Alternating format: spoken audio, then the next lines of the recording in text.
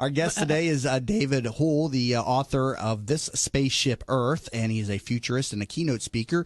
Now, your book, This Spaceship Earth, tell us a bit more about this. Yeah, this is really an interesting thing. It's a pivot for me in my life. I've given talks all around the world about the future, and to use a very high-level metaphor from the gentleman I mentioned earlier, R. Buckminster Fuller, he wrote in the early 70s that humanity, all of us, would be approaching a fork in the road in several decades, which I think to be now, and that fork in the road was utopia or oblivion. So I was doing research with my co-author, Tim Rummage, who is the head of environmental studies at the Ringling College of Art and Design, Sarasota, where I'm the futurist in residence. And over the year and a half of doing research, I realized, this is a book about climate change, I realized that climate change was oblivion. And I'm not a apocalyptic guy, but if we, humanity, don't change our ways, and radically by 2030, there will not be civilization by 2100. And it used to be, like around 1990, 5 years ago when I talk about climate change, I'd say, by the year 2100, and of course people's eyes would glaze over, oh, I'm not going to be alive. Now I can say to the 20-year-olds in Ringling College, by your mid-50s, the conservative estimate in sea level rise, for example, is 2 to 5 feet by 2050, right? Now, that was what we expected for 2100. So it's accelerating. And I realized not only do I want to, as a futurist, talk, it would be dereliction of professional duty if I didn't talk about this. It would be like pretending it's not existing. So I've set up a nonprofit. I want to raise money all around the world to create crew consciousness on Spaceship Earth. Most people are passengers. For example, if you think of the Earth as a spaceship, anytime you thought of a spaceship, it always gets resupplied. There's no place that's going to resupply Earth for at least the next 200 years until we successfully colonize Mars. So everything that we have on this spaceship is all that we have. And every year now, we're consuming more than one planet's worth of resources. Last year, we're at 1.6. So we're in the red zone on our spaceship. And if we don't change, we don't create crew consciousness, we really won't have civilization. As my co-author likes to say, we're not saving the planet, we're saving ourselves from ourselves. So what are some of the simple things that we can do just from a consumer's standpoint to save the planet? Well, just think about yourself. Everybody's wanted to be an astronaut at some time. We are astronauts. We're an astronaut on Spaceship Earth. For example, more people die of air pollution than all the cancers combined. One person every 4 seconds dies due to complication from air pollution. So crew consciousness would not be one person getting an SUV to drive 10 miles to walk 10 miles for breast cancer. Instead, get 4 people and go in a car that's got the highest miles per gallon to drive together. Or whenever you buy something, think about how long you're going to use it and what you really need it for and if you need to buy it. Or look at your electricity bill every month and try and cut it 1%. Or buy an electric car. Or, all these things we charge our phones with, when you leave them plugged in, they take 10% of your electricity. So just get rid of them. I could go on and on. But if you think about crew consciousness from a crew point of view, then your consciousness will change. The simple way to say it, Jamie, is that what is going on in the atmosphere right now hasn't happened for 200,000 years. Modern humanity has been around for 200. So 800,000 years, climate change, 200,000, we've been alive. So there's nothing in our DNA to prepare us for this. So this is the first time that humanity's had to deal with this, so we have to change our consciousness. And if you think of yourself as crew, you will act differently. You don't go to the shopping center and they say paper or plastic. They're both wrong. You bring your own bag. Things like that. So when you say oblivion, you're not talking about the extinction of Earth. You're talking about the extinction of mankind. Right. I mean, this is the 6th great extinction in human history. I mean, not in human history, in the history of the planet. I'm sorry. 158 species are going extinct a day. Like the dinosaurs were crew. They didn't know they were crew, and they didn't know they were going extinct. At least we have the self-awareness. So the planet will be here for another 3 billion to 3.5 billion, at which point in time the sun will blow up. And what about the skeptics that just say, though, we're just in an ever, the cycles? We're just seeing cycles that just repeat themselves, and we haven't been here long enough, though, to accurately ascertain that we are in, a climate change environment. Very simply put, anybody who thinks that is not paying attention. They have some vested interest is to not believe. The science is overwhelming. I mean, where it is happening now on the planet was expected in 1990 to be where it is in 2050. So the feedback loop is showing it's not increasing linearly or arithmetically. Climate change is increasing geometrically. Interesting stuff. We'll talk a lot more about that in the second part of the show. Currently in studio with David Houle, the author of This Spaceship Earth. You can learn more about this book at thisspaceshipearth.org, and also about himself and his forecasts over at davidhoule.com. And Houle is spelled Houle. But when I was at your talk at 3.0, it was incredible to hear you speak about how we can do things as entrepreneurs, as business owners, to actually save the planet Earth. So can you just talk about that, what you spoke about during the conference? Sure. Well, it's much smarter to work from home than to drive to an office from a crew consciousness point of view, because you're not burning fossil fuels. And that whole concept of Monday through Friday, 9 to 5 work is really 100-year-old concept when factories first started getting set up. And who was it that told us we all had to go someplace at 9 and leave at 5, which created rush hour, which is a big misnomer. It's stop and go hour, right? And that's when, and you saw that video I did in my presentation, which it was a CO2 camera. So you could just see the CO2, and it's just scary. You're sitting at stop and go, and all that stuff. 1,200 tons a second of CO2 is going up in the atmosphere. So entrepreneurs who work from home are really crew conscious because we can do connectivity. So you don't need to drive to go to work. That's huge. Another thing, and I've been saying basically, Jamie, that alternative and renewable energies is the single greatest wealth creation opportunity in human history, because it's the first time that 6 billion people are using a product, fossil fuels, that's going to have to be replaced in 2 to 3 decades. That's never happened. And so I say to entrepreneurs, and I've had 2 or 3, I was down in Jamaica 2 weeks ago, and 2 entrepreneurs were coming up with the same idea, which is all these big box stores that are closing because of Amazon, the Best Buys and all this, rather than tear them down, make them inside vertical gardens, right? So you have gardening that has 3 or 4 crops a year rather than 1. It's inside. You don't need insecticides. It's close to the restaurant, so you have that local food to table. And so there's an infinite number of great entrepreneurial opportunities. The interesting thing, though, is that we really, really do have to change. Yeah. We really have to change. Like you're talking about building buildings. 20% of all greenhouse gases come from buildings. And just because they're LEED certified doesn't mean they're renewable. And I've always been saying, take vacant buildings and use them. Don't build new ones, because you're using resources. And the first thing should be, there's so many vacant buildings around, reuse them. Retrofit them for something else rather than tearing them down and building it. That's just a mentality that can no longer exist. And as a futurist, you got to look at the impact that the millennials are going to have, and they seem to be much more health conscious, much more, environmentally conscious than the baby boomers and the generations that came before them. And they're also, speculatively speaking, going to be larger than the baby boomer generation. Well, that's right. They are. They and the digital natives are 5 million larger than the baby boomers of now. So as they come in, we'll see more of an environmental. It's a very good point, Jamie, because at the fundamental core of climate change is changing the concept of the consumer society, consumption. And the millennials are much more experiential and less materialistic. So they'd rather have experiences rather than buy things. And buying things, of course, is what's created the problem.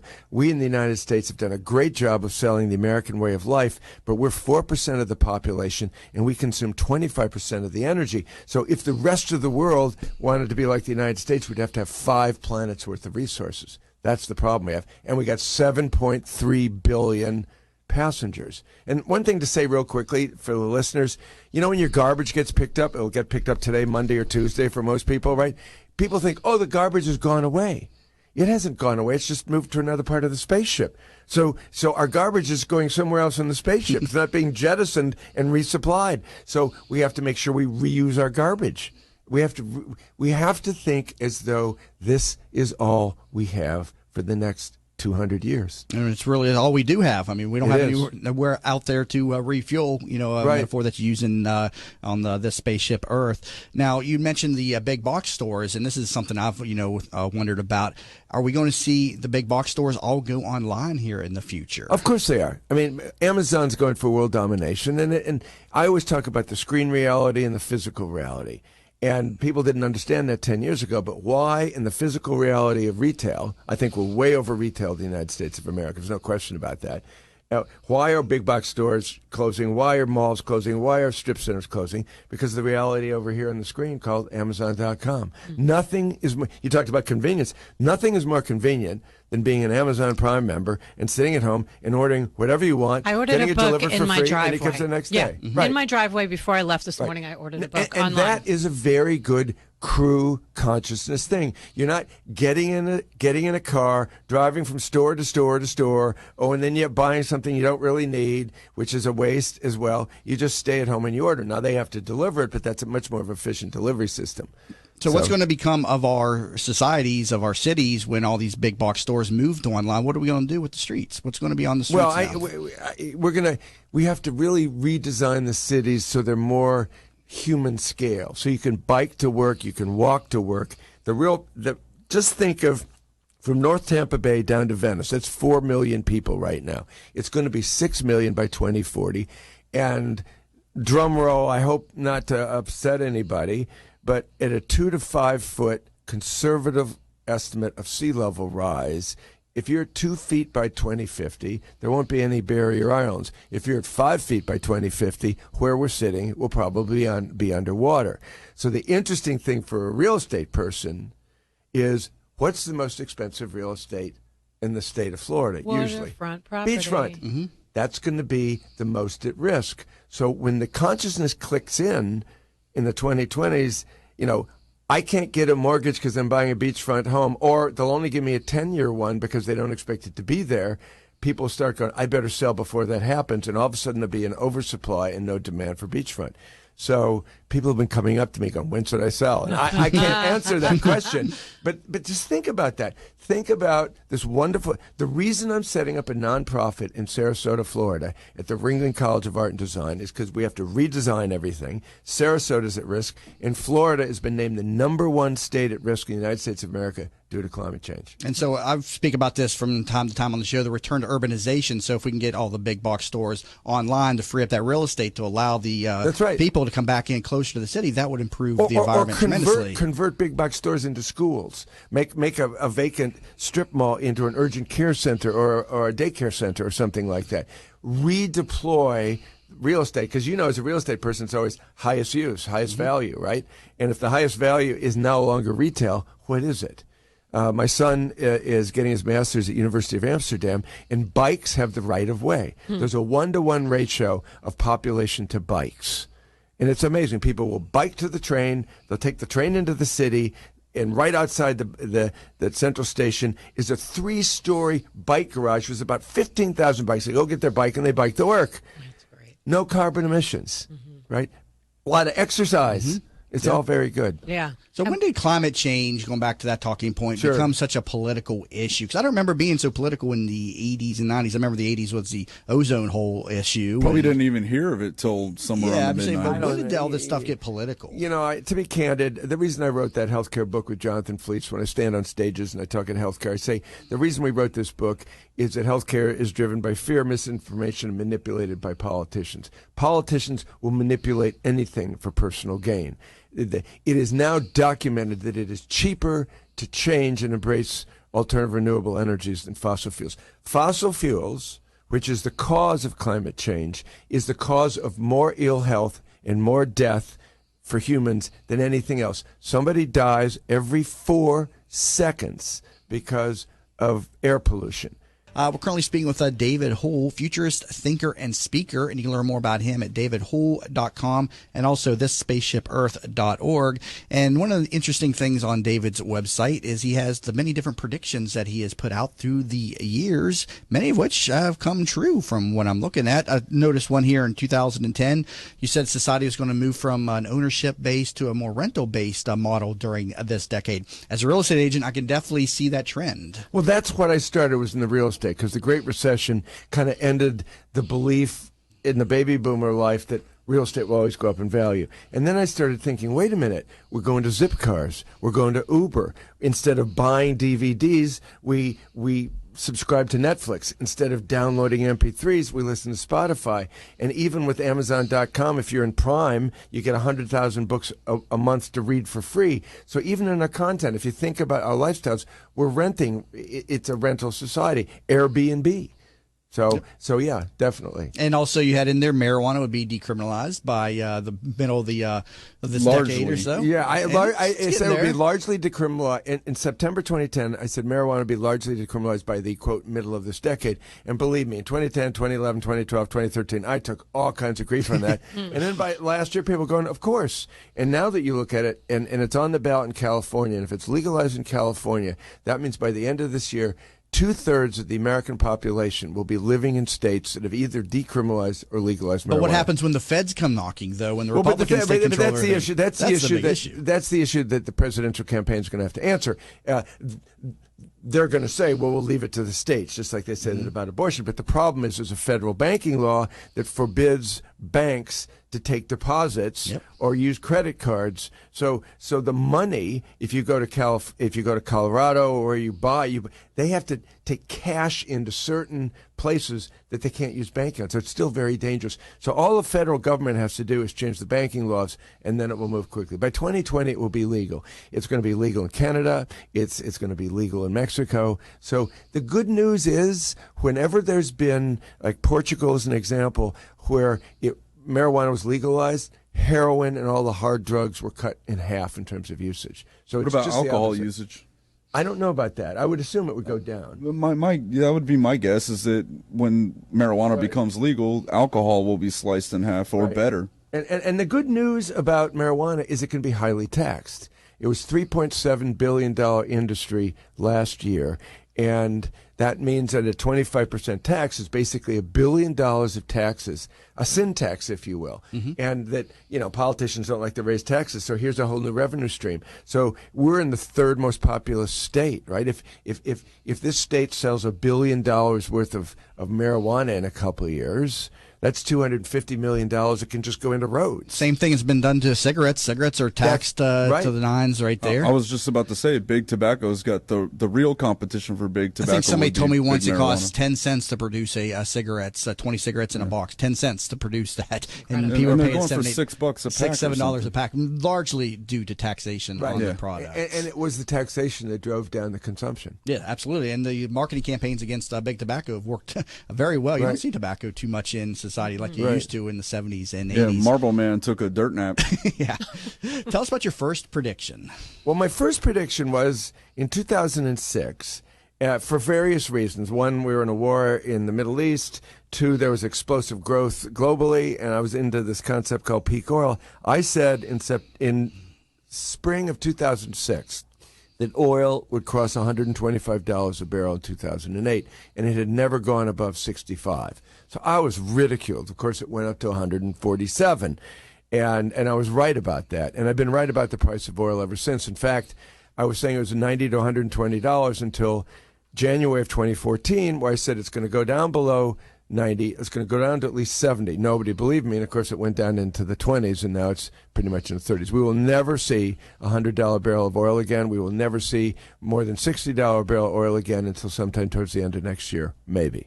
So what are some of the predictions that you have out there on your website now that are going to be, in the next few years that people can see? Well, there's going to be huge transformations in health. I say to people who are like under 40, stay really healthy. By 2025, 2020, there will be medical miracles that make you add decades onto your life. So life expectancy will go up. if you stay healthy, particularly the millennials, they can live to be 120. So that's one thing. The thing that we were talking about, Sharon, which is about health care and health reform, I always say to audiences, raise your hand if you've ever gone online to do a research, the quality and the price of a big item like a flat screen TV or car, and 100% of the hands go up. And they go, raise your hand if you've ever gone on to do price competition and quality outcomes for a major medical procedure. And nobody raises their hands. So the simple way to think about healthcare reform is all the connectivity, transparency, price competition that we have in the rest of the GDP is just come into healthcare. And particularly now, all of our deductibles, and probably a lot of your listeners, deductibles gone like $500 to $5,000. So the first question they ask is, how much does it cost? Mm-hmm. And you'd be astounded. There was a study I think you heard about where a doctor asked 100 hospitals in 2012, how much does it cost to have a hip replacement surgery in the United States? 50 of them couldn't answer the question, and the 50 that did answered $11,000 to $125,000. So, if you believe in free market competition, you're for healthcare reform. It's that simple. People can get involved in your cause. You are launching a new global nonprofit that we mentioned briefly. Real quick, got about a minute left. Go and give the quick pitch on that, too. This SpaceshipEarth.org is going to be launched. It's in the process of being launched. The website you can go to, the SpaceshipEarth.org. It'll be fully wrought up and built by the first week in April, and I want to travel the world. It's globally facing, based in Sarasota, to help create crew consciousness on this Spaceship Earth. And you're looking for crew members to get involved? I'm looking for crew members to get involved. We're setting up chapters in colleges. Absolutely. Visit thisspaceshipearth.org for more information on that. David Houle, thank you so much for being in the studio. It's been my pleasure, really. I really enjoyed it. Thank you, and thank to everybody who's been listening out there. And David Houle you can learn more about him at his website, davidhoule.com, and see his many predictions, a few of which we were just discussing.